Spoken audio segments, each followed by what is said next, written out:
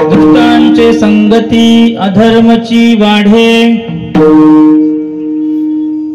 दुष्टांचे संगती अधर्मची वाढे, सकारण खंडे साधु संगे, म्हणवो निवेगी करा संत संग, तिने होय ब्रह्म हरिरूप, हे दुरित वासना जाय करपोन, साधूचे दर्शन घडलिया, म्हणवो निवेगी करा संत संग, तिने होय हरिरूप, भगवान म्हणे साधूची महिमा वाणावया, विडवान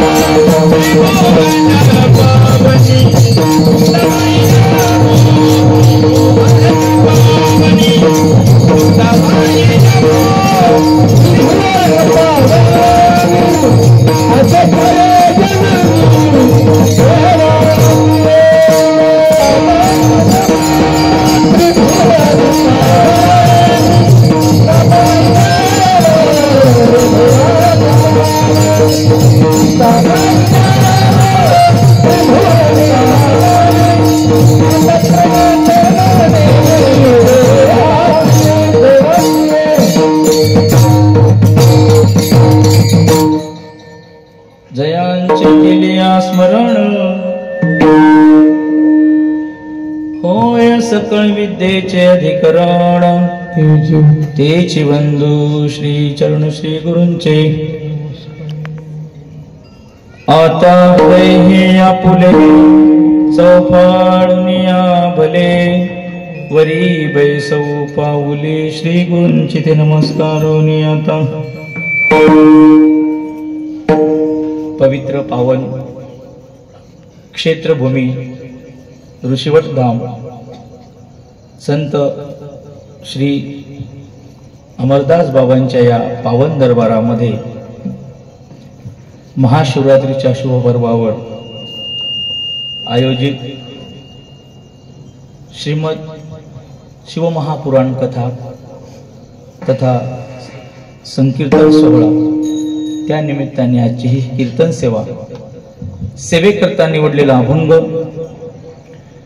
वेदांताचार्य ब्रह्मनिष्ठ गुरुवर्य श्री भगवान महाराज यांच्या श्री अभंग गाथेतील हा संतांचं महात्म्य प्रतिपादन करणारा अभंग ज्यांच्या या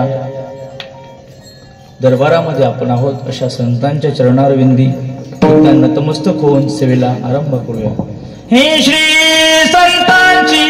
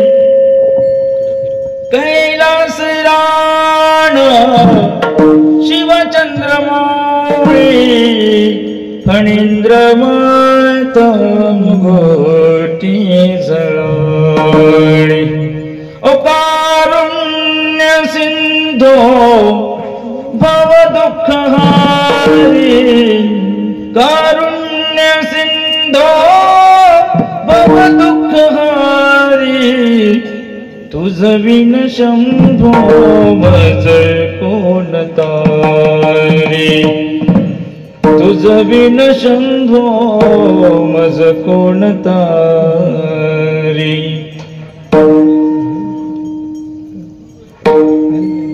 कैलासाधिपती भगवान शिवशंकरांचा हा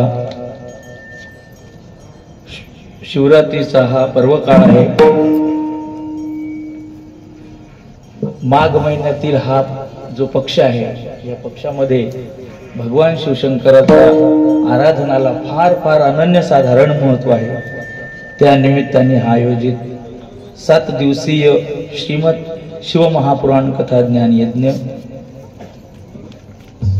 कथा प्रवक्त्या आमच्या आदरणीय विदर्भ कन्या श्री ज्ञानेश्वरी दिदी आर्वेकर यांच्या मुखारविंदातून आपण ही कथा ऐकताय। आमचे परममित्र असणारे कृष्णा महाराज यांच्या नियोजनातून हरिभक्तीपरायण केशव महाराज, हरिभक्तीपरायण आमचे गुरुजी सरकटी गुरुजी, तसेच सर्व गुणीजन गायक वादक मंडळींच्या या उपस्थितीत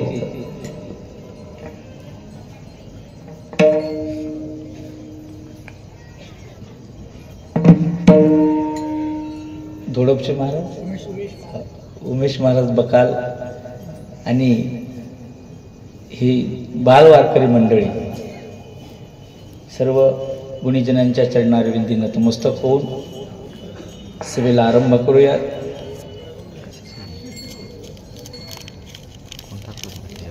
संत ज्या भूमीवर अवतीर्ण होतात ती भूमी ही क्षेत्र बनते. महापुरुषाच्या चरणाच्या स्पर्शानं भलत्याही पाण्याला त्यांचा स्पर्श होऊ द्या, ते तीर्थ बनते. भलतीही जमीन असेल, कुठेही वाळवंटात जरी महाराज उभे राहिले आणि तिथे त्यांचं वास्तव्य झालं तर ती क्षेत्र बनतं. असं हे पुरातन काळातील हे क्षेत्रभूमी असणारं ऋषीवट धाम आहे. या पावन क्षेत्राच्या ठिकाणी सेवा करण्याचा योग ब्रह्मनिष्ठ संत श्री भगवान बाबा यांच्या कृपाशीर्वादाने या ठिकाणी आलेला आहे. आजची सेवा पूजनीय बाबांच्या आज्ञेनं या ठिकाणी मी उभा आहे. सेवा महाराजांची आहे. वेदांताचार्य, वेदशास्त्र संपन्न ब्रह्मनिष्ठ गुरुवर श्री भगवान महाराज या ठिकाणी आपल्याला आशीर्वचन देण्याकरिता येणार होते. प्रकृती अस्वस्थामुळं बाबांनी या ठिकाणी मला पाठवलं आणि गुरुवर्यांच्या आज्ञेनं हा आज्ञ बालक सेवेकरता या ठिकाणी उभा आहे.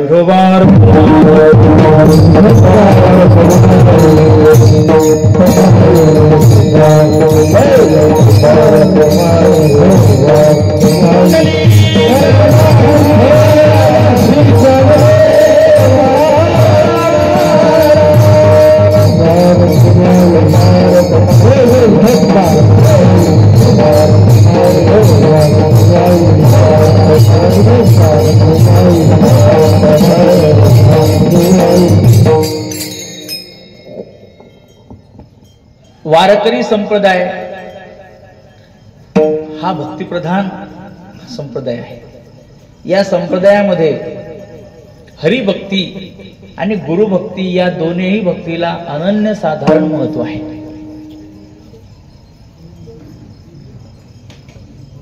जेवढं महत्व हरिभक्तीला अर्थात ईश्वर भक्तीला, त्याहीपेक्षा अधिकतर महत्व हे गुरुभक्तीला आहे. कारण देवते संत निमित्त त्या प्रतिमा, संतांच्या मध्ये आणि देवामध्ये अजिबात फरक नाही. म्हणून आज हरिभक्ती आणि गुरुभक्ती या दोन्हीचाही संगम आजच्या कीर्तनामध्ये पाहायला मिळणार आहे. अभंग संगती प्रधान आहे. अभंगामध्ये संगतीचं महात्म्य सांगितलेलं आहे. मनुष्य संगती प्रिय आहे. मनुष्य हा कधी एकटा राहत नाही, कुणाची ना कुणाची संगती करतोच. मग संगती प्रिय असणारा, संगती प्रधान असणारा हा जो मनुष्य समाज आहे, या मनुष्याने संगती कुणाची करावी याकरता शास्त्राची आज्ञा महत्वाची. शास्त्रानं सांगितलं तो संग करावा, शास्त्रानं नाही सांगितलं तो संग टाकून द्यावा. वास्तविक कुठलाही संघ असो, ऐका, कुठलाही संघ असो, संघ हा सर्वतोपरी त्याज्य आहे.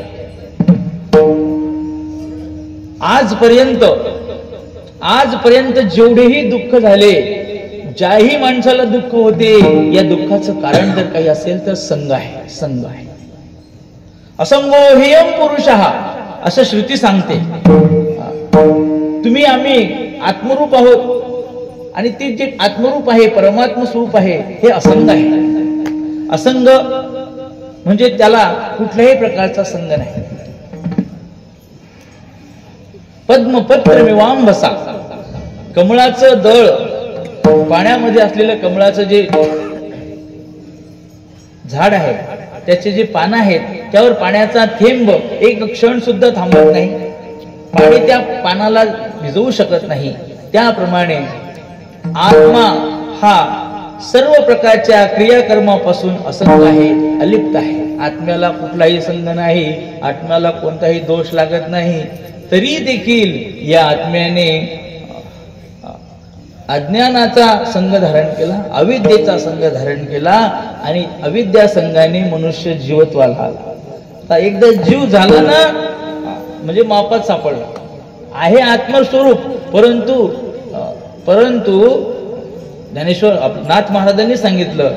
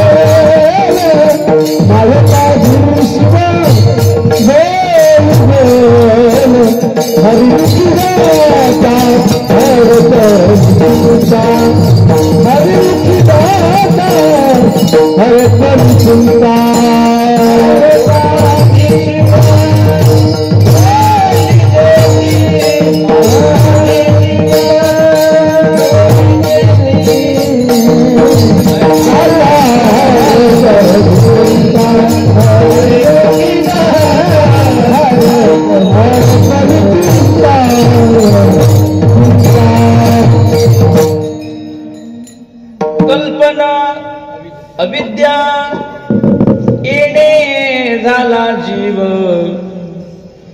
मायोपाधी शिव बोली जेते.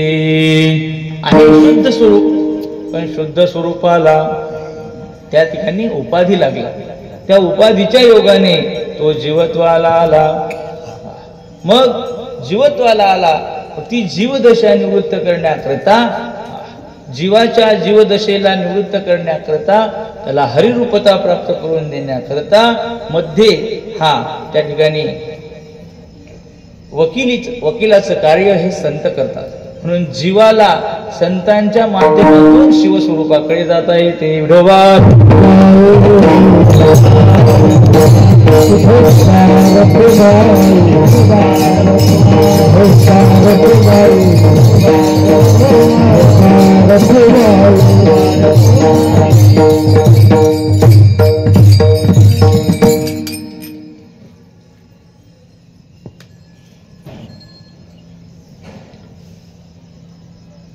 पुराणातील दृष्टांत सांगतो.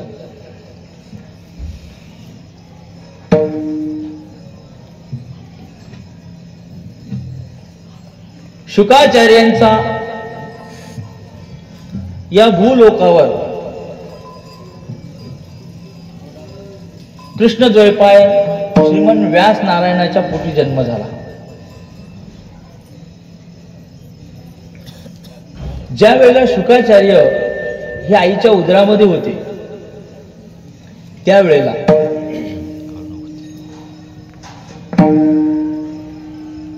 मी आता जे सांगितलं की असंगोहियम पुरुषः, मी असंग आहे, अलिप्त आहे, आणि त्या बोधावर ते आरूढ होते. आणि अशा असताना आता आपल्याला जन्म घ्यायचा या संसारामध्ये जन्म घेतल्यानंतर संसाराचा वारा आपल्याला लागेल. संसार धर्माने आपण लिप्त होऊ, मायेचा संग आपल्याला होईल. या भीतीनं 1, 2, 3, 12 वर्षेपर्यंत आईच्या उदरातच बाहेर आलेच नाही. काय शुकाचार्य मायेच्या भीतीनं, अविद्येच्या भीतीनं, संसाराच्या भीतीनं आईच्या पोटातच. नामदेव महाराज सांगतात, ए ब्राह्मणाच पोर एक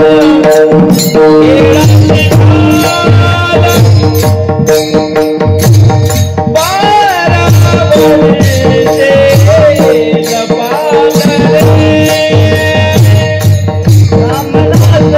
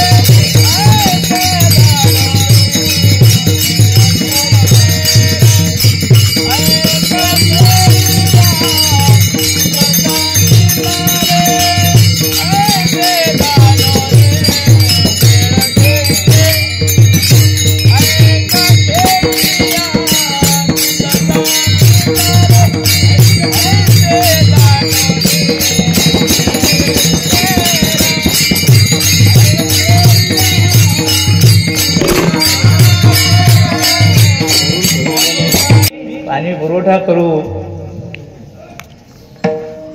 तुमच्या गावाला पक्का रस्ता देऊ. कोणाचं वचन आहे? यादव महाराज, तुमच्या गावाला आम्ही पक्का सडक रस्ता देऊ, पाण्याची टाकी बांधून देऊ. किती पंचवार्षिक झाल्या तरी तेच देवाचं वचन होतं महाराज. त्याचा विश्वास होता देवाच्या वचनावर. आणि मग कापत कापत बाहेर आलं, नागवच पळून गेल रे. या संसाराला भिला शुकाचार्य भिले आणि या बापाला बाप म्हणलं. आईला कधी आई म्हटलं तर आपल्याला यांच्या ऋणामध्ये राहावं लागेल. संघ सर्वात मनात त्याज्य हा. शुकाचार्य आईच्या उदरातून जसे बाहेर आले तसेच पळायला लागले. व्यास महाराज म्हणतात, शुका थांब, शुका थांब. शुक महाराज पुढेच, शुकाचार्य पुढे. 12 वर्षाचं पोरग विवस्त्र अवस्थेत आत्मध्यानामध्ये निमग्न. शुका थांब, शुका थांब, शुका. असं जेव्हा व्यास महाराज आवाज द्यायचे तेव्हा झाडच ओ द्यायचे. झाड श्रीमद भागवतामध्ये सांगतात, यम प्रवजंत मनुपेत प्रत्यम द्वैपायनो विरह कातराजुराव पुत्रेति तन्मयतया करो विनेदुम तम सर्वभूत हृदयम मुनिमानतोस्मी. त्यांचा सर्वात्मक भाव झाला असल्या कारणानं झाड सुद्धा त्यांच्या वतीनं ओ द्यायचे. शुका थांब. शुकाचार्य पुढेच, जातोस तर जा. काय म्हणले व्यास महाराज? जातोस तर जा, पण जनक राजाला भेटून जा. त्याच्या डोक्यात ते वाक्य घुसलं. शुकाचार्याच्या डोक्यामध्ये जनक राजाला भेटून जा. गेले जनकाच्या दरबारावर. असा दरबार भरलेला आहे. तिथे मुख्य रस्त्यावर फाटक आहे, तिथं पहारेकरी उभे आहेत. थांबलं. भालदारांनी थांबवलं. कोण? जा राजाला सांगा.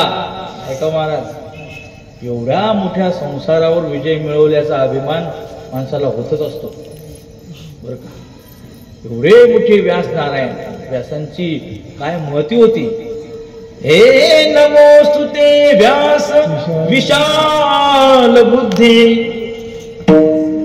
कलियुगामध्ये पुढे काय होईल व्यासांनी आधीच लिहून ठेवलं बरं का. एवढे मोठे विशाल बुद्धीचे व्यास. 6 शास्त्र, 18 पुराण ज्यांचे मुखोद्गत, महाभारत, राम, हे सगळे ग्रंथ जे व्यास नारायण त्याच्या मागं पळतात. मग त्याला कमी अभिमान झाला असेल का? आणि त्या अभिमानानं त्याच्या मनामध्ये थोडस घर केलं. जा राजाला सांगा, मी शुक आलो. काय सांगितलं? मी शुक आलो. आले सेवेकरी आले. म्हणले महाराज, दारावरती एक मुनिवेशामध्ये 12 वर्षाचा किशोर अवस्थेतील हा तरुण उभा आहे. काय म्हणतो? मी शुक आलो. जनक राजा हे यद्यपि संसारात होते पण विदेही होते. विदेही ही अवस्था आहे. विदेहराज जनक असं त्यांना पदवी होती. देहावर राहून विदेही राहणं हे फक्त या बाबांना जमलं. पूजनीय गुरुजी भगवान बाबा नेहमी सांगतात की संत गजानन बाबा ज्या तोडीचे त्याही पेक्षा अधिकतर तोडीचे संत श्री अमरदास बाबा होते. का तर अमरदास बाबा हे आत्मध्यान परायण असायचे. आत्मन्य आत्मना तुष्ट, हा आत्म्यातच असे तुष्ट. आणि ते एका अडुंगावर झोपले की महिना नाही 6-6 महिने एकाच अडुंगावर राहायचे. देहीचा विदेही देहीचा विदेही दशा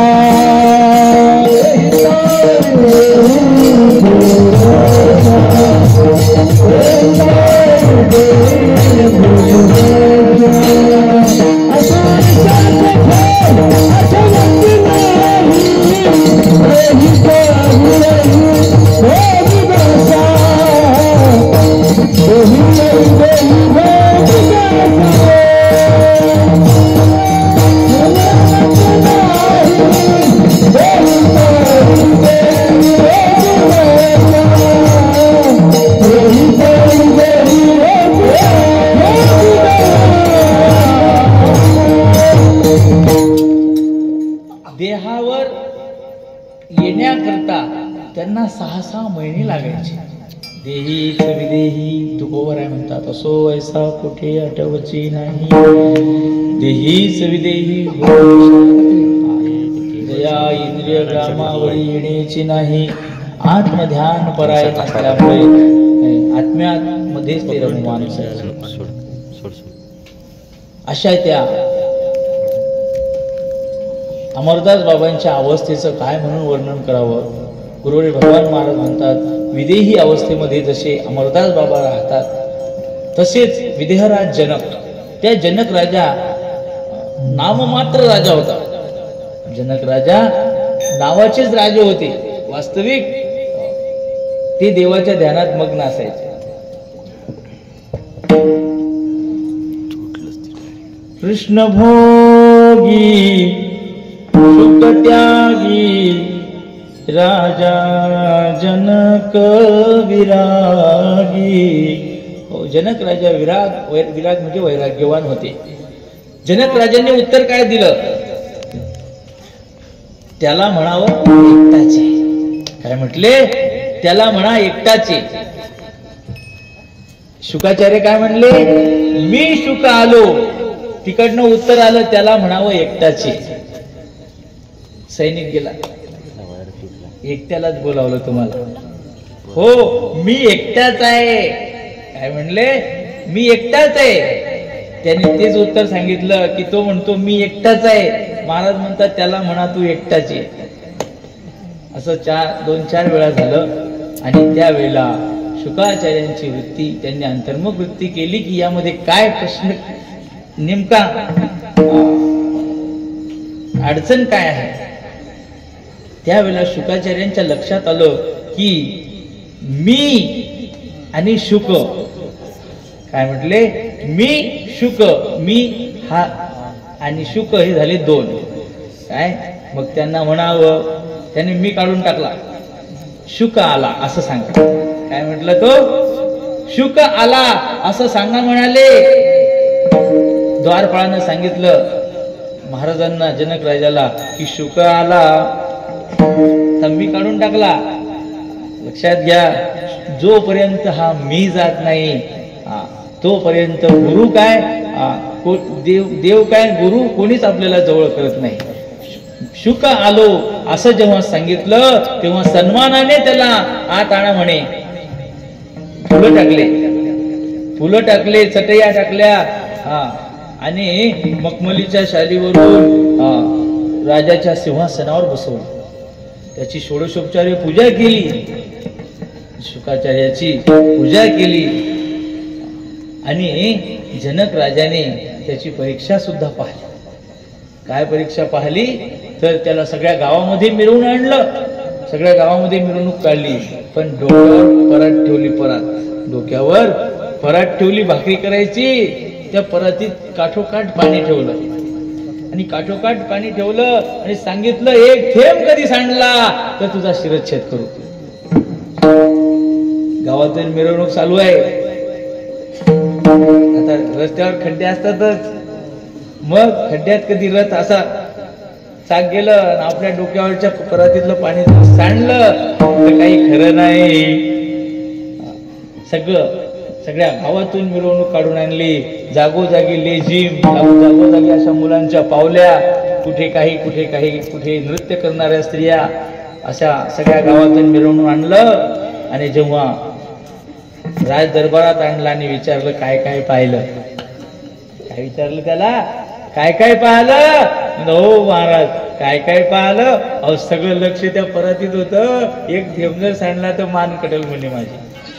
जशी सगळं लक्ष तुझं त्या परातीतल्या थेंबाकडे होतं तसं सगळं लक्ष तू त्या ठिकाणी परमात्म्याच्या ठिकाणी ठेव. ना देहाला माझं मन ना कोणाला माझं मन. संग सर्वात मनात त्याज्य हा. त्याला पहिला उपदेश केला जनक राजानं. संग सर्वात मनात त्याज्य हा. संघ हा सर्वतोपरी त्याज्य आहे. कोणाचाच संग करू नको. ना देहाचा ना इंद्रियाचा ना स्वकीयांचा. न करी रे संग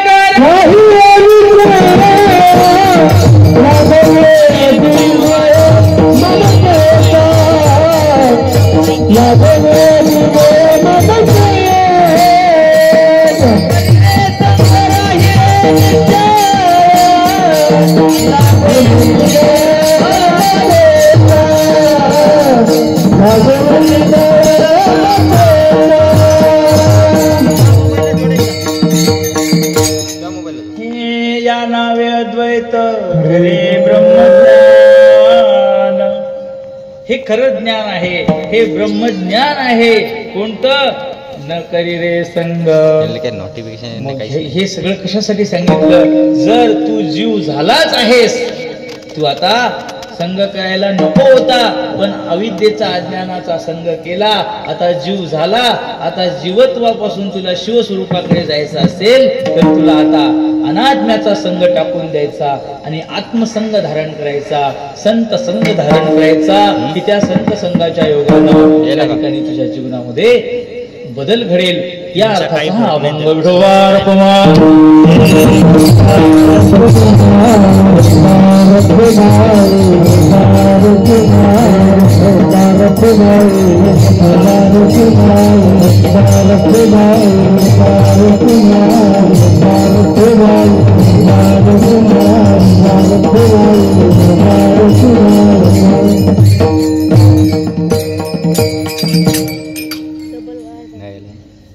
मनुष्य संगती करतोच. संगतीनं काय होते. संगती दोन प्रकारची आहे. एक सत्संग आणि दुसरा दुष्ट संघ. संत संघ आणि दुष्ट संघ हे दोन संघ आहेत. दुष्टाचा संघ केल्यानं काय होते आणि संताचा संघ केल्याने काय होते हा आजचा विषय.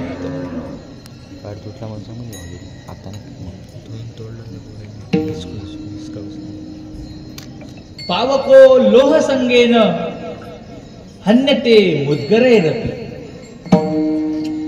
अग्नी एवढा शुद्ध आहे.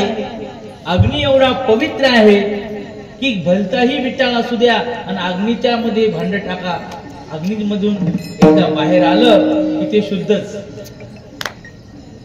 अग्नी हा पावक आहे. सगळे विटाळ सगळे अपवित्र अग्नीच्या संगतीने जातात.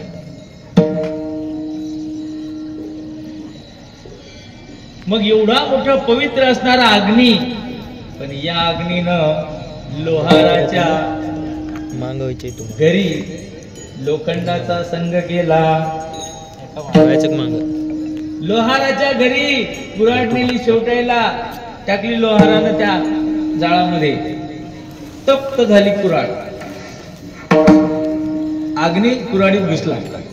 कुऱ्हाड धरली त्यानं साक्षीत अशी धरली आणि हातोडा असेल घन त्या घनाने घाव घातला कुऱ्हाडीवर आणि लागलं कोणाला. अग्नीला लागला. मग एवढा मोठा पवित्र असणारा अग्नी पण लोहाराच्या घरी मार खायला लागला. पावको लोह संगेन हन्यते मुद्गरैरपि. घनाचे घाव त्याला सहन करावे लागतात. त्याचं एकमेव कारण त्यानं संगत कोणाची केली. लोखंडाची संगत केली.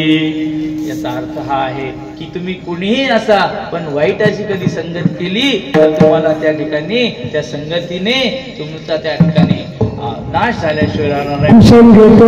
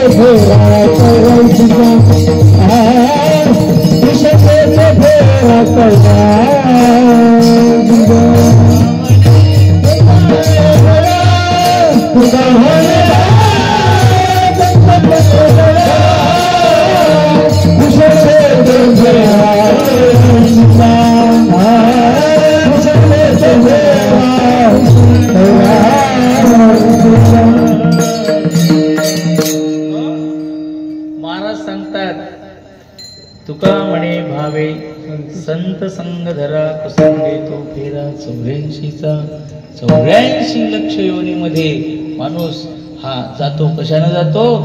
वाईटाच्या संगतीने. हिरा आहे हिरा. हिरा नुसता ऐकायचा. आता तो हिरा एवढा टणक असतो बर का. हिरा प्रकाशमान असतो पण टणक असतो. इतका टणक असतो, इतका टणक असतो की त्या हिऱ्याला फोडायचं म्हटलं तर फुटत नाही. हिरा ठेविता ऐरणी वाचे मारिता जो घनी. महाराज म्हणतात, घनानं मारलं तरी हिरा तुटत नाही. म्हणले तुटतो, मग तो तुटला ना, तो काही खरा हिरा नसेल, काचेचा तुकडा आहे तो. मग हिरा जो आहे तो हिरा कधीच भंग पावत नाही. पण एवढाही हिरा कदाचित ढेकणाच्या संगतीत कधी आला, ढेकून त्या हिऱ्यावर बसला रे बसला, ढेकून बसला की त्या हिऱ्याचे तुकडे होऊन जातात.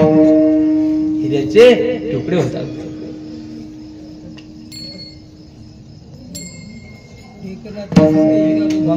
हिरा जो आहे, या हिऱ्याने संग कोणाचा केला? ढेकणाच्या संगे हिरा तो अंगला, कुसंगे नाणेला साधू. ढेकणाच्या संगतीने हिऱ्याला त्या ठिकाणी भंगावं लागलं, तुटावं लागलं की जो हिरा कशानच भंग पावत नाही तो ढेकणाच्या संगतीने भंग पावतो. त्याप्रमाणे मनुष्य देखील हा निर्मळ आहे, पवित्र आहे आणि असाही शुद्ध स्वरूपाचा जो मनुष्य असेल, पण दुष्टाच्या कधी संगतीत गेला तर त्या दुष्टाच्या संगतीत त्याचा नाश होतो. अभंगाच्या पहिल्या चरणामध्ये महाराज सांगतात की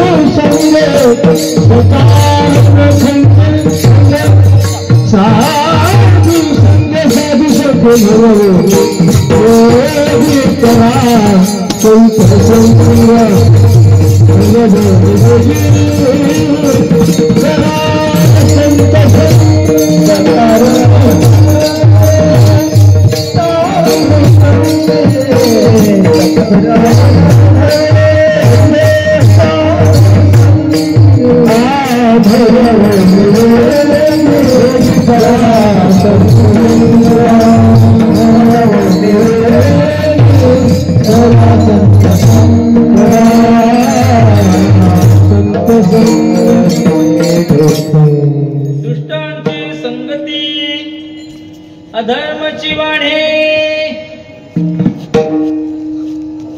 दुष्ट संग किती वाईट आहे अनेक उदाहरणावरून सांगता येईल. अनेक उदाहरणावरून सांगता येईल. ज्वलंत उदाहरण आहे महारथी कर्ण. हा अतिशय शूर होता, प्रतापी होता, रणधुरंधर होता. 10,000 सैनिकांसोबत जो एकटा युद्ध करू शकतो त्याला महारथी म्हणतात. कर्ण महारथी होता. घोडे, सारथी, रथ स्वतः आणि या सगळ्यांना अक्षत ठेवून जो विजयश्री संपादन करतो त्याला महारथी म्हणतात. मग एवढा प्रतापी रणधुरंधर महाभारतातलं एक पात्र असं आहे की कर्णासारखा श्रेष्ठ धनुर्धर कोणीच नव्हता. अर्जुन पण नव्हता. नियतीने कर्णाचा घात केला. कर्णाचा घात नियतीने केला, नाही तर कर्णासारखा महाधनुर्धर कोणीच नव्हता. परशुरामाचा शिष्य होता महाराज कर्ण. एवढा मोठा कर्ण पण जागोजागी त्याला नियतीनच त्याला खंड केलं. पहिल्यांदा असो. मग एवढा मोठ्या कर्णाला चॅलेंज नाही, मग अजिंक्य असा योद्धा पण फुकट मेला. मला फुकट मेला. का फुकट मेला? त्यानं संघ कोणाचा केला? दुर्योधनाचा संघ केला. दुर्योधनाच्या संगतीत जर कर्ण जात नव्हता तर कर्णाला मरायची पाळी येत नव्हती. मग दुर्योधन जो आहे हा दुर्योधन दुष्ट होता आणि दुष्टाच्या संगतीत अधर्म घडला. दुष्टाच्या संगतीत त्याला मरावं लागलं. विडोबार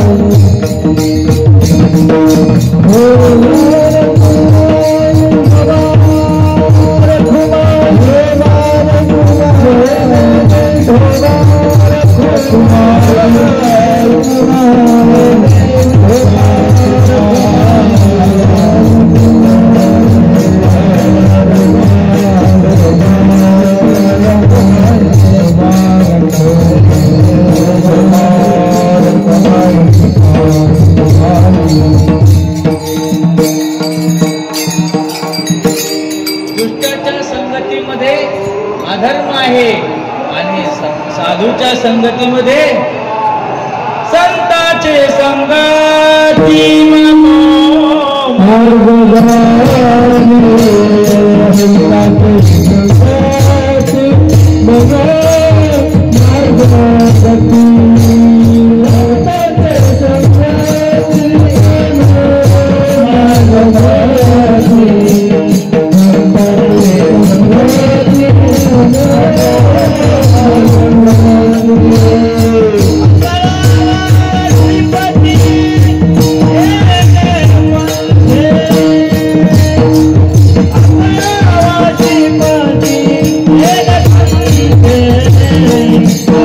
Yeah.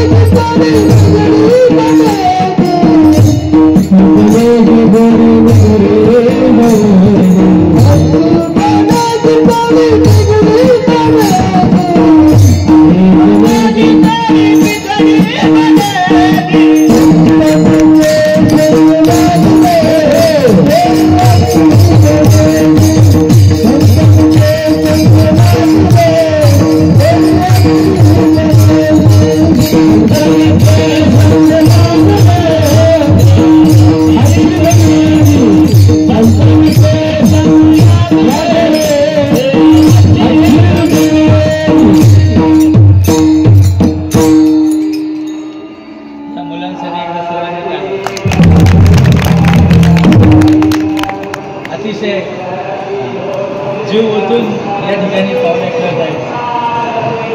अच्छी बनेगी तेरी बिगड़ी बनेगी, होय तेरे महाभाग रे तेरी अच्छी आका से तो है हंस बना दे. कावळ्याला हंस करायची शक्ती ही संतांमध्ये आहे. जो संतांच्या सानिध्यात जातो त्याला संत हे आपल्या सारखं करतात. आपण सारखे करू भाता, आपण सारखे करू भाता,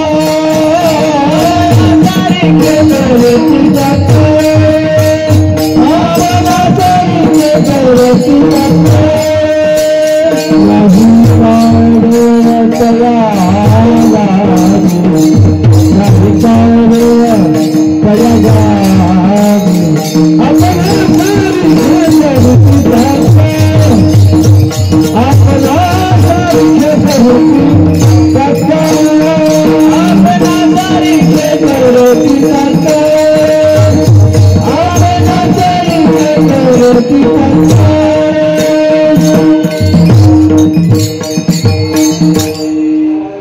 परीस लोखंडाला सुवर्णत्व देतो.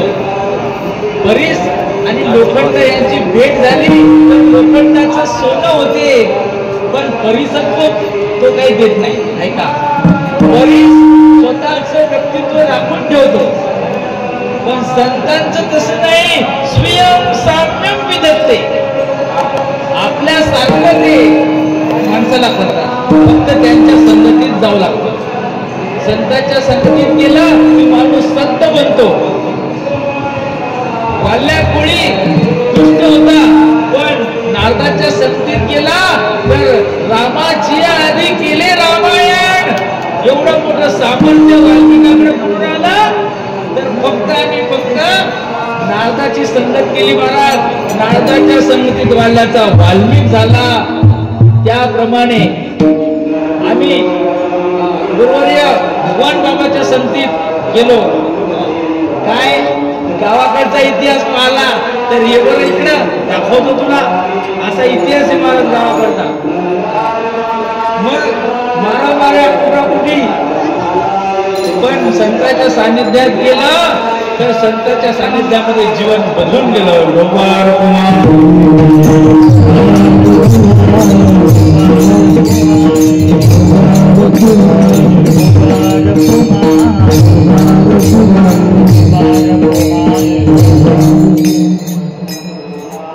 चंदन असतो, चंदन मैलागिरी चंदन. त्या मैलागिरी चंदन जे असतात त्याच्यासोबत कडुनिंबाचे झाडं असतात, पण त्या कडुनिंबाच्या झाडाला सुद्धा चंदनाचा वास नाही, चंदनाचं रूप प्राप्त होते. मैलागिरी चंदनाच्या संगतीत कडुनिंब देखील चंदन बनतो. एवढं सामर्थ्य त्या चंदनाचं आहे. तसं सामर्थ्य या संतांच्या संगतीचं आहे की जो संतांच्या संगतीत गेला त्याच्या सर्व प्रकारच्या दोषाचं त्या ठिकाणी क्षालन होते. अभंगाच्या प्रथम चरणाच्या उत्तरार्धामध्ये सांगतात, सकारण खंडे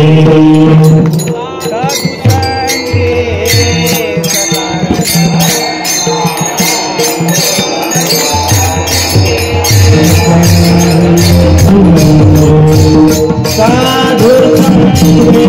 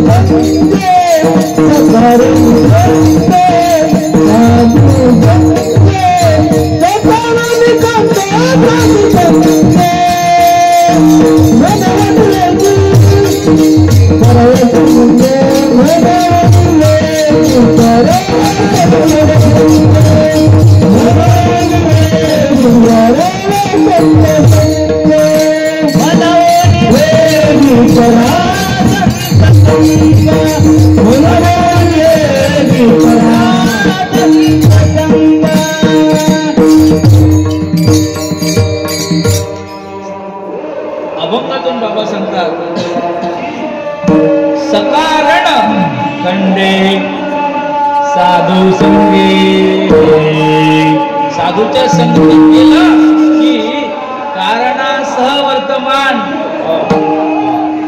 हा अंतःकरणाचा दुष्टपणा हा निवृत्त होतो. ही संतांच्या संगतीचं महात्म्य आहे. दुधाचा उसाचा रस गुळ बनला, उसाचा रस साखर बनला. आता त्या साखरेचा पुन्हा ऊस करता येत नाही. साखरेचा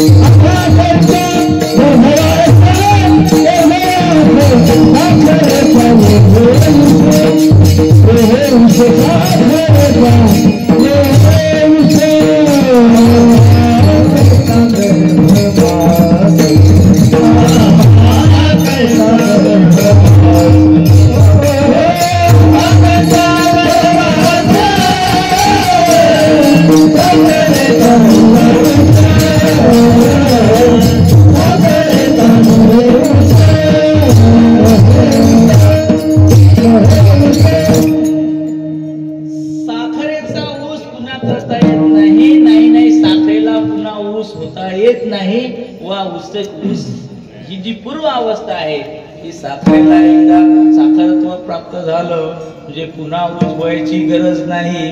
त्याप्रमाणे संतांकडे आपण एकदा गेलो की एकदा संतांकडे गेलो म्हणजे संत काय करतात, सकारण खंडे साधू संगे, ज्याच्या योगानं जीवदशा आली ते अज्ञान पूर्णतया घालवून टाकतात.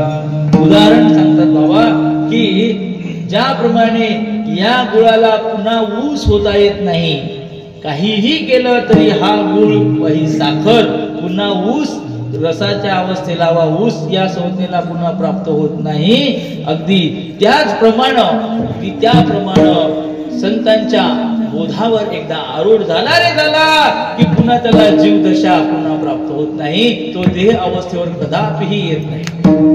मग ऊसाची साखर होणं त्याप्रमाणे जीवाचं जीवत्व जाऊन त्याला शिवस्वरूप प्राप्त होणं, एकदा शिवस्वरूपाला तो प्राप्त झाला की तो पुन्हा जीवदशेला कदापिही येत नाही.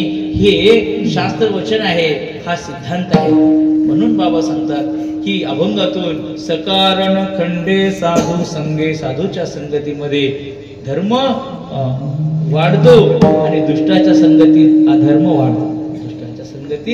अधर्म वाढतो. संतांच्या संगतीत अधर्म सकारण म्हणजे पूर्णतया नष्ट होतो. अधर्म शब्दाचा अर्थ होतो पाप व पाप करण्याची भावना. इथे धर्म म्हणजे पुण्य आणि अधर्म म्हणजे पाप. मग दुष्टाच्या संगतीत अधर्म घडतो म्हणजे काय होतं, वाढतो म्हणजे पाप होते. आणि संतांच्या संगतीमध्ये काय होते तर त्या ठिकाणी पुण्य वाढते. सत्कर्म ऐसी कर्मे साम्य दशा होय जेथ विरेशा, ते श्री गुरु आपैसा भेट दे. भेटेची का श्री ज्ञानेश्वर महाराज म्हणतात की श्री गुरु त्याला प्राप्त होतात. कशानं तर कर्माची साम्य दशा झाली. कशाच्या योगानं तर त्यानं साधूच्या संगतीमध्ये गेला, गुरुच्या सानिध्यामध्ये राहिला. काय झालं तर त्याची अवस्था वाढली. उदाहरण सांगतो महाराज. बाबा उदाहरण सांगत असतात की एकदा मेरू पर्वत आणि सह्याद्री पर्वत या दोघांत लागलं भांडण. तू बडा का मैं बडा, तू मोठा का मी मोठा, दोघं गुरु भाऊ. मग दोघं भावात लागलं भांडण. तो म्हणतो मी मोठा, तो म्हणतो मी मोठा. मग सह्याद्री वाढला, एवढा वाढला. मेरू पर्वत त्याच्यापेक्षा 1.5 फूट शिल्लक. त्याच्यापेक्षा मेरू पर्वत आणखी उंच वाढला, त्याच्यापेक्षा मेरू आणखी वाढला. मेरू वाढतो त्याच्या पुढे सह्याद्री वाढतो, मेरू वाढतो त्याच्या पुढे सह्याद्री वाढतो. सह्याद्री आणखी उंच झाला. सूर्याची गती कुंठित झाली. सूर्याची गती कुंठित झाली. सूर्याला इकडे येता येईना. हे मध्येच वाढले आणि इतके वाढले की सूर्य तिकडच, इकडे अंधार पडला. सगळ्या आपल्या भागामध्ये अंधार पडला, भारतातच पुऱ्या सगळ्या भारतात अंधार पडला. सगळ्या भारतातले ऋषी लोक हे इथे पिंगळाक्षी नावाची देवी आहे, या रिसोडात काय पिंगळाक्षी नावाची देवी, त्या देवीच्या इथे मणी आहे, त्या अक्ष म्हणजे डोळा बरं का, त्या डोळ्यातून तिचा प्रकाश पडत होता. देवीच्या डोळ्यातून प्रकाश पडत होता. त्या प्रकाशामध्ये एवढा मोठा प्रकाश, मैलभर प्रकाश. सगळे ऋषी लोक ऐका, सगळे ऋषी लोक इथे आले किंवा आपल्याला चंदन लावायचा, चंदन उगाळलं पण लावताना डोळ्यातच हात जाऊ लागला अंधारात. मग सगळे इथे उजेडात आले उपासना करायकरता. सगळे उपासना करण्याकरता या ऋषी वट, हे सगळे ऋषी लोक इथे आले. किती ऋषी आहेत? लक्षावधी ऋषी होते.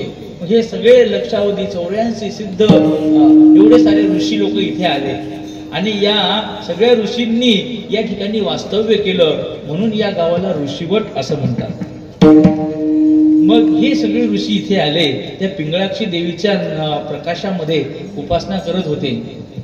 सगळ्या जगात अंधार पडला बरं का, सगळीकडे अंधार पडला.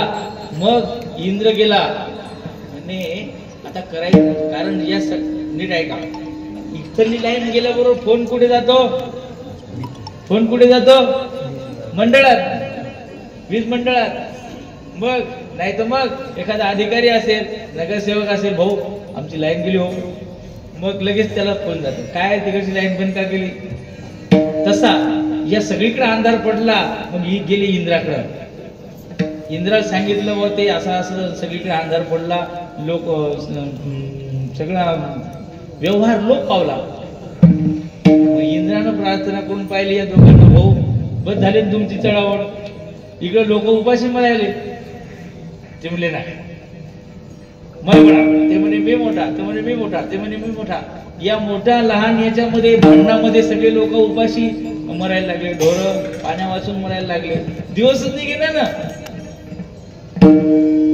दिवस निघला नाही, पोरायला मस्त झोपायचंच गाव आहे का नाही तर मग दिवस निघायच्या आधी चला चला ट्युशनला जायचं. आता काही टेन्शन आहे का? दिवस निघला नाही तर काही मुलं आनंदात, काही लोक दुःखात, सगळे उपाशी मरू लागले. झालं काय ऐका, म्हणजे याचा गुरु कोण आहे पहा. यांचा गुरु होते अगस्त्य ऋषी. गेले त्याच्याकडे, गुरुकडे गेले, म्हणले महाराज तुमचे पोर पहा रे. हे म्हणजे हे नाही, हे दोघं सह्याद्री आणि मेरू त्यांच्याकडे गेले. म्हणले हे पोळ्याचे भांडणात सगळं आपलं इकडं हे व्हाय. म्हणले ठीक आहे मी जातो.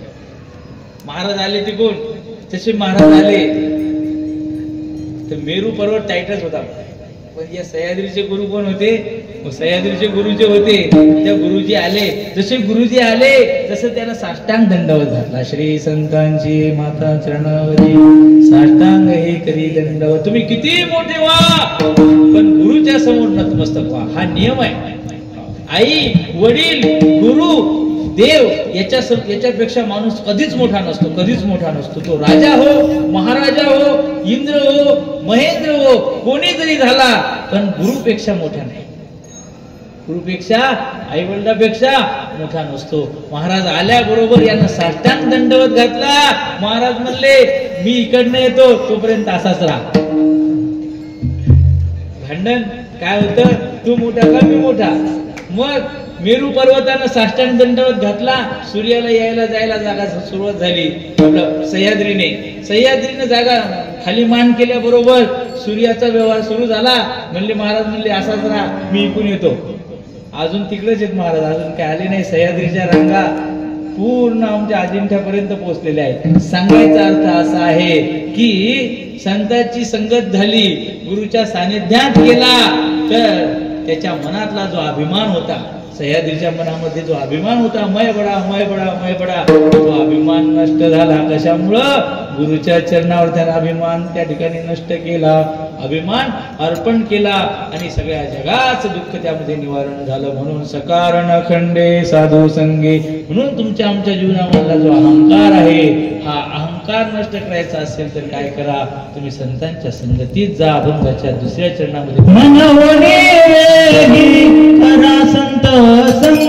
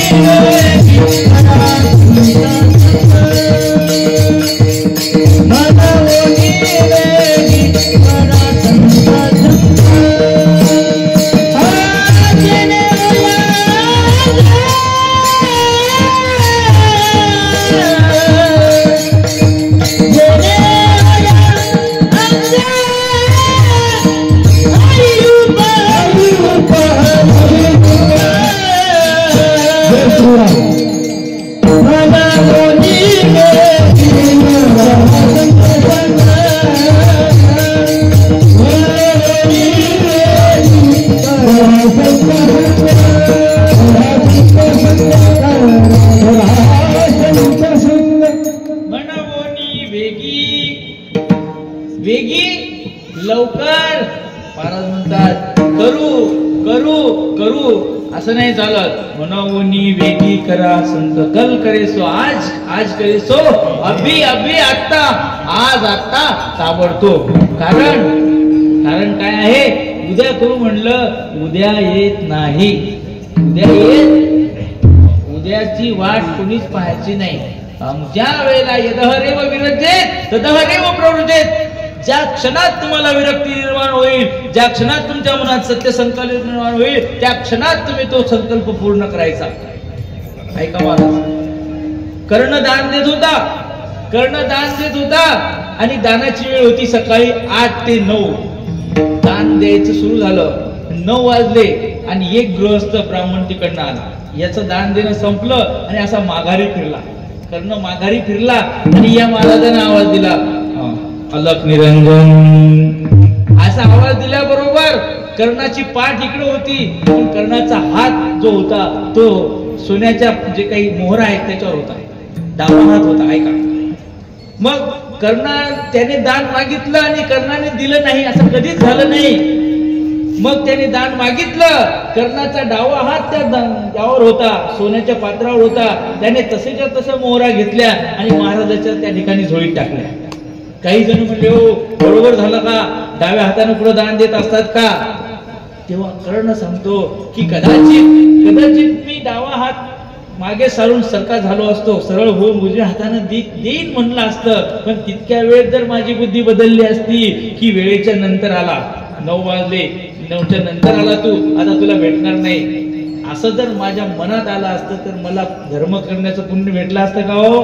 ज्या क्षणात तुम्हाला धर्मबुद्धी होईल त्या क्षणात तुम्ही धर्म करा आणि मोकळे व्हा.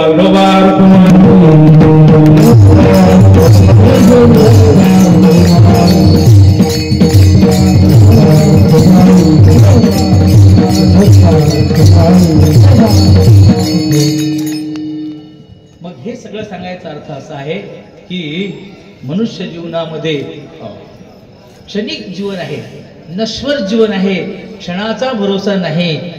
मग क्षणाचा भरोसा नाही, मग अशा या स्थितीमध्ये म्हणवनी वेगी करा संत संग. वेगी म्हणजे तात्काळ करा, जवळ हे सकळ सिद्ध आहे, हात चालावया पाय, हे तव तू आपले सहित पाहे, मग जव तो काळ असे दूर ठेवा, तव तू हरी गुण गाय ऐकविला. काय जव हे सकळ सिद्ध आहे, हात पाय हे सक्षम आहे, तोपर्यंत लाट मारेन तिथं पाणी काढीन म्हणणारे माणसं. पण ज्या वेळेस दात पडून जातात, पाय टोंगडे दुखतात, नाही महाराज आता नाही शक्य होत. आता या पोळ्यासारख्या पावल्या खेळता येतात का महाराज? 1.5 तास उभं राहता येते का? नाही. खाली बसवत सुद्धा नाही, खुर्ची पाहिजे, खुर्ची. म्हणून वेगी करा संत संग. म्हणून बाबा वेगी करा, तात्काळ करा, नंतर करू म्हणल्यानं त्या ठिकाणी क्या भरोसा है इस जिंदगी का, साथ देती नहीं किसी का, क्या भरोसा है इस जिंदगी. काही भरोसा नाही. म्हणून भरवसा कोणाचा ठेवायचा? तर भरवसा या देहाचा भरवसा कोणी न धरावा ऐसा.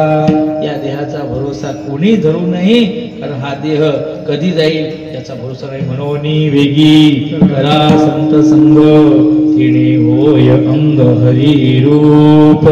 हरिरूपता प्राप्त करायची असेल तर संतांच्या संगतीत जा. संत तुम्हाला काय करतात? तर संत तुम्हाला बोध देतात.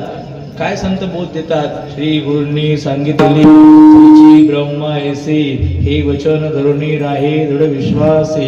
गुरूंनी सांगितलं त्वम एव साक्षात ब्रह्मासी नित्यम तत्वमसी. तू साक्षात ब्रह्मरूप आहेस, फक्त तुझ्या मनातला जो दुराग्रह आहे तो टाकून दे.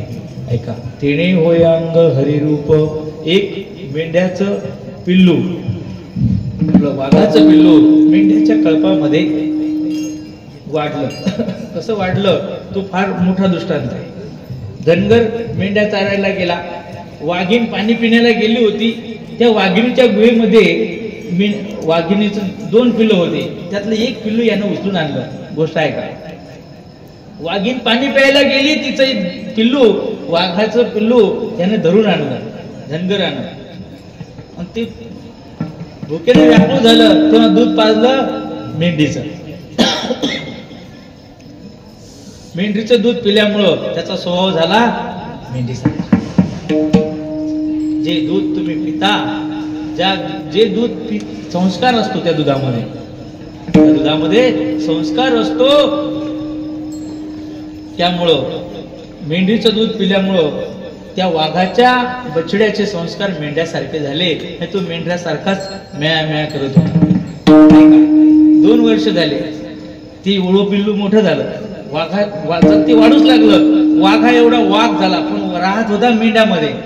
एकदा खऱ्या वाघानं, म्हणजे याचाच जो जुडवा भाऊ होता जंगलामध्ये, त्यानं आक्रमण केलं या कळपावर.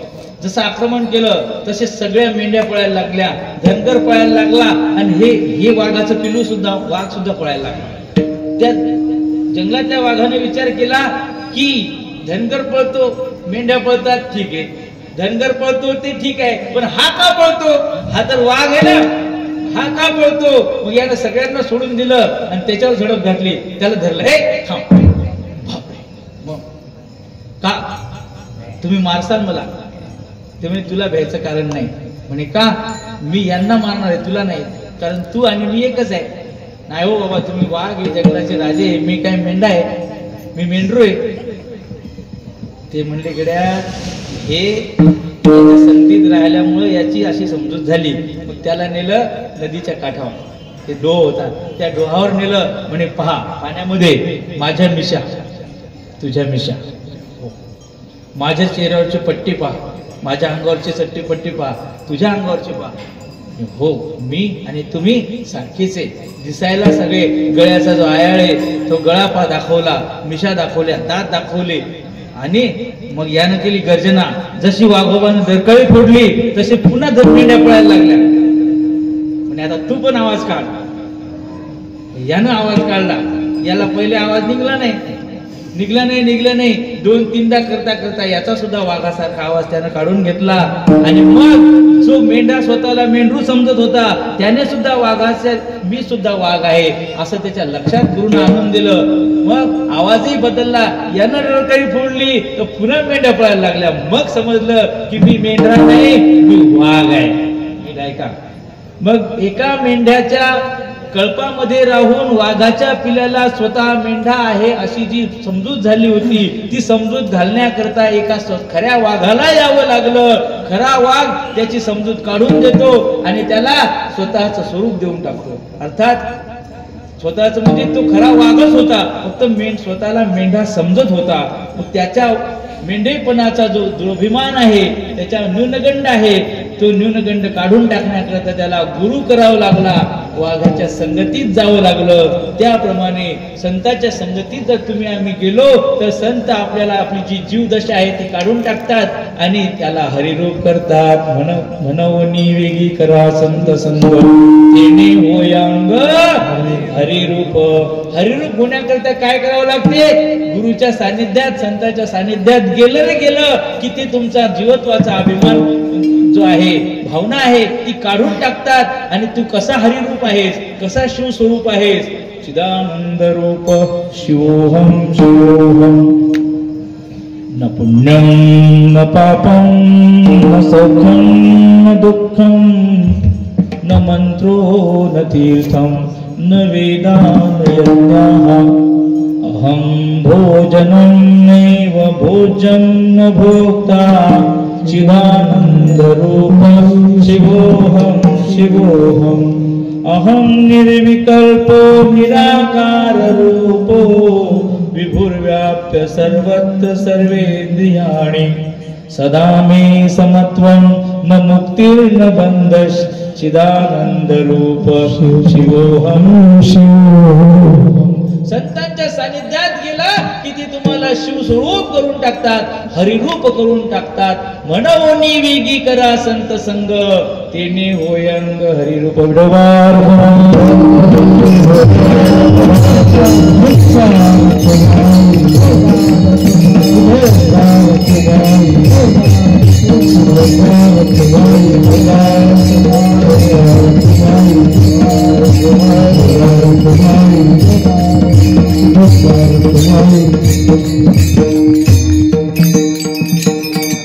हा संत संगतीचा हा महिमाच असा आहे की संतांच्या सानिध्यामध्ये संत हे काय असतात तर हे सत्य तत्वाला प्राप्त झालेले असतात. तुकोबरायाने सांगितलं, संत तेशी जाणा की देही उदास गेले अशा पाशण्यारोनी. देही उदास. संत अमरदास बाबा देहाविषयी उदास होते. ऐका महाराज, थंडी, ऊन, पाऊस यापासून त्यांनी स्वतःच्या देहाचं रक्षण करण्याकरता असे काही घर बांधले नाही. घर बांधले. हे साधू लोक असेच असतात. साधू लोक झाडाखाली राहतात.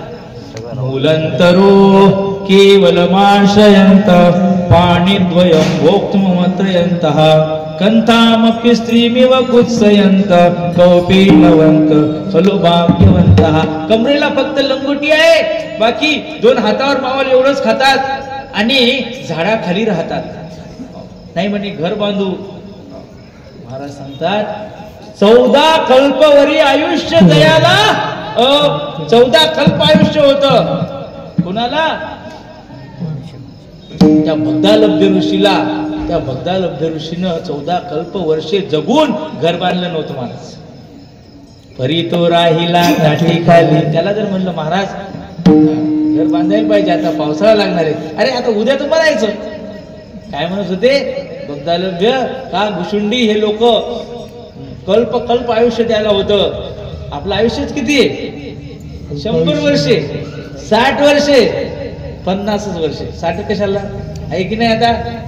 मग या 50 वर्षातलं अर्ध रात्र खाय मध्ये बालत्व रोग क्षय काय भजनासी उरली मनवनी वेगी करा होयंग हरिरूप. मग घर काय बांधतो, माड्या काय बांधतो.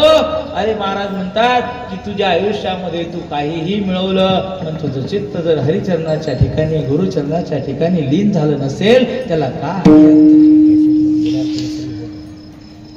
अनर्घ्यानि रत्नानि भुक्तानि सम्यक् समालिंगिता कामिनी यामिनीषु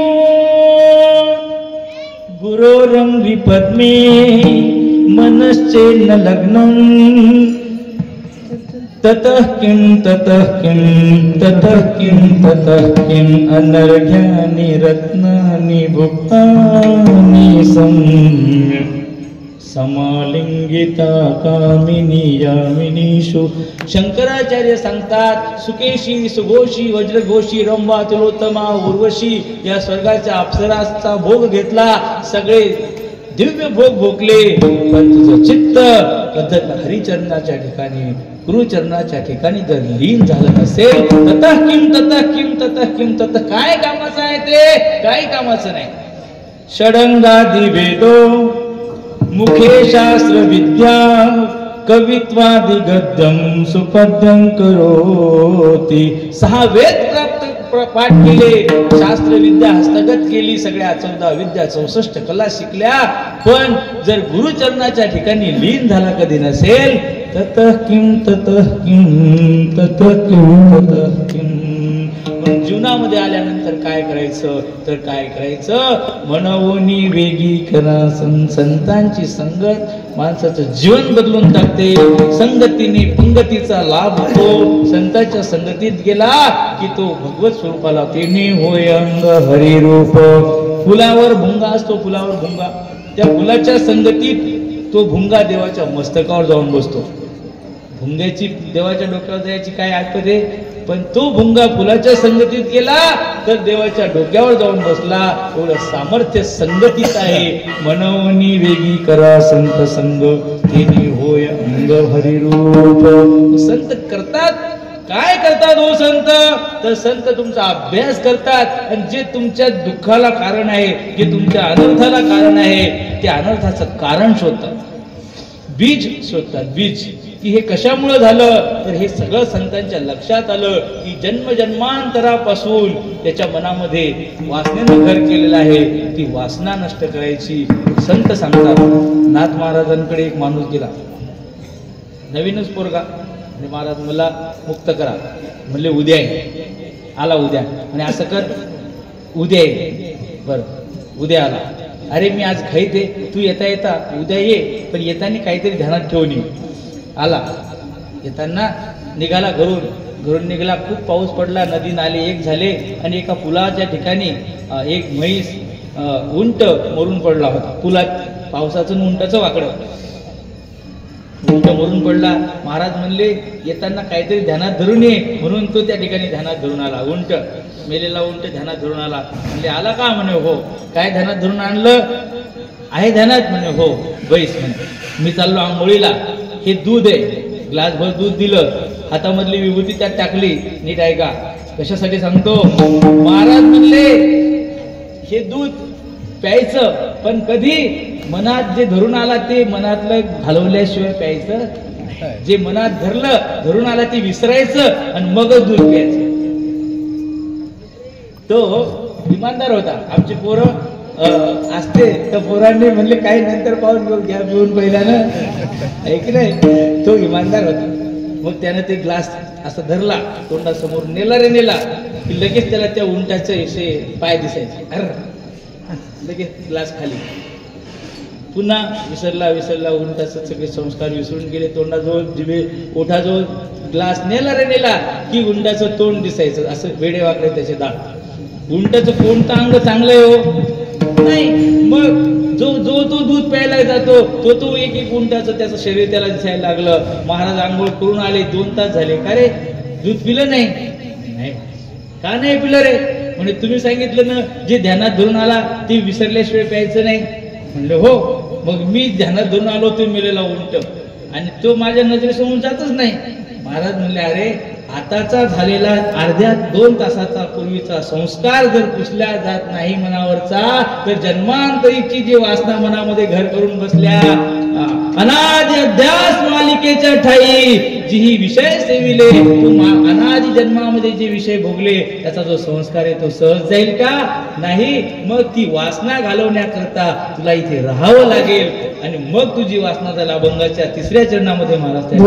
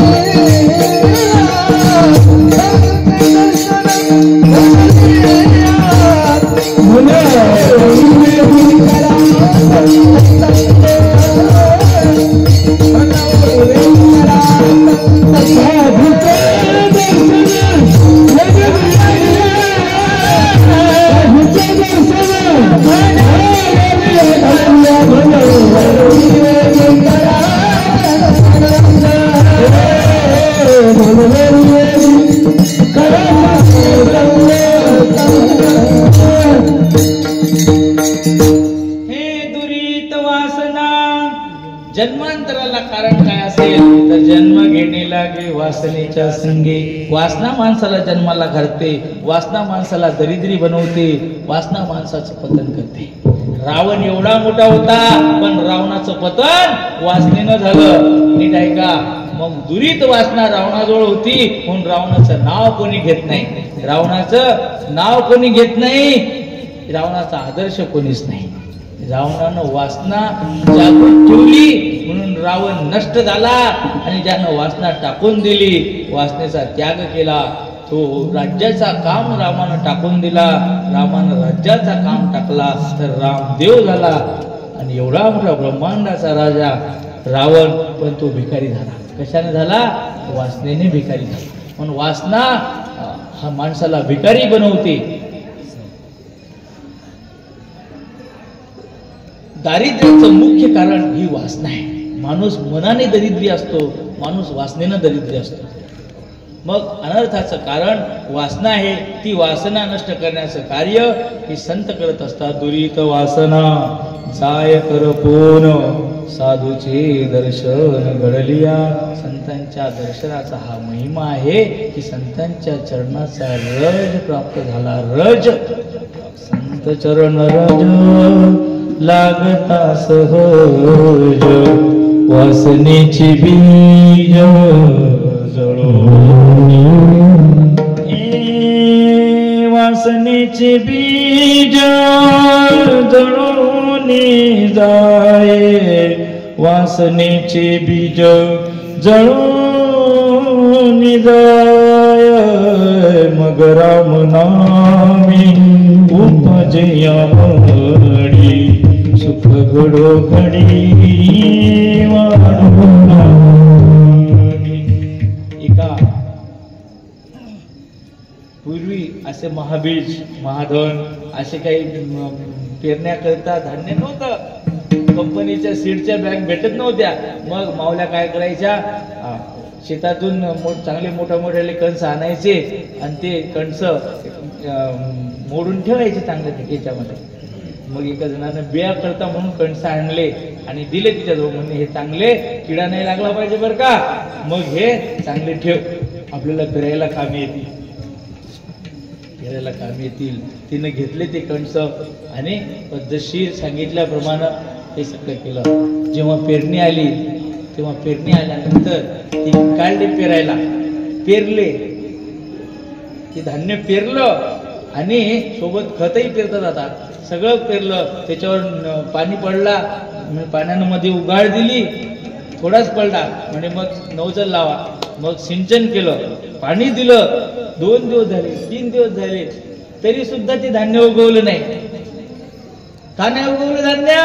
म्हणले का ग, ते धान्य तर चांगलं दिलं होतं म्हणे, मग मुड्यात ठेवलं होतं म्हणे, मग उगवलं काऊन नाही? काय काय केलं तू? म्हणे काय नाही, तुम्ही दिलं, मी त्याचे दाणे केले आणि तव्यावर भाजले आणि मग किडा लागू नये म्हणून भाजले आणि ठेवून दिले. आता धान्य भाजल्यावर उगवत असते का महाराज? धान्य भाजल्यावर उगवत नाही. तसं का उगवत नाही? त्याची बीज शक्ती जळाली ना. तशी वासना ही बीजशक्तीचं कारण आहे. ही वासना संत जाळतात, तुमच्या मनातली वासना जाळतात. कशानं जाळतात? त्यांचं दर्शन झालं ना, अमरदास बाबाचं त्यांनी नुसतं पाहिलं तुमच्याकडे, कृपा दृष्टी निहाळले आपले पती वैसरी, म्हणून संतांचं दर्शन कधी झालं तर माणसाचे जीवन बदलून जाते. म्हणून काय करा, संतांच्या चरणारविंदी नतमस्तक व्हा. नतमस्तक होऊन त्यांच्या कृपा दृष्टीनं, त्यांची कृपा दृष्टी आपल्यावर पडू द्या. ज्या क्षणात संतांची कृपा दृष्टी आपल्यावर पडेल, त्यांची कृपा हस्त आपल्यावर पडेल, स्पर्श कृपा ने दर्शन कृपा दृष्टिक्षेप झाला, नाहीतर हात ठेवला तरी जीवन बदलून जाईल. लावोनिया हात कुरवाळेला माथा, लावोनिया हात कुरवाळेला माथा. हे सांगितली चिंता न करावी, सांगितली चिंता न करावी. हो लावोनिया हात कुरवाळीला माथा, माता कुरवाळीला माथा. संत डोक्यावर हात ठेवतात, आपल्या दृष्टीनं संत आपल्याकडे पाहतात आणि आमच्या मनातली वासना नष्ट होऊन जाते. असं सामर्थ्य संतांच्या दर्शनाचं आहे. दुरीत वासना जाय करपोन साधूचे दर्शन घडलिया. गुरु भगवान महाराज सांगतात की ही संतांची दर्शनाची शक्ती, त्यांच्या कृपेची शक्ती, त्यांची वचनाची शक्ती व एवढं सामर्थ्य त्यांच्या वचनात आहे. हे वर्णन करण्याचं सामर्थ्य माझ्या बुद्धीत नाही, माझ्या शब्दात नाही. अभंगाच्या शेवटच्या चरणामध्ये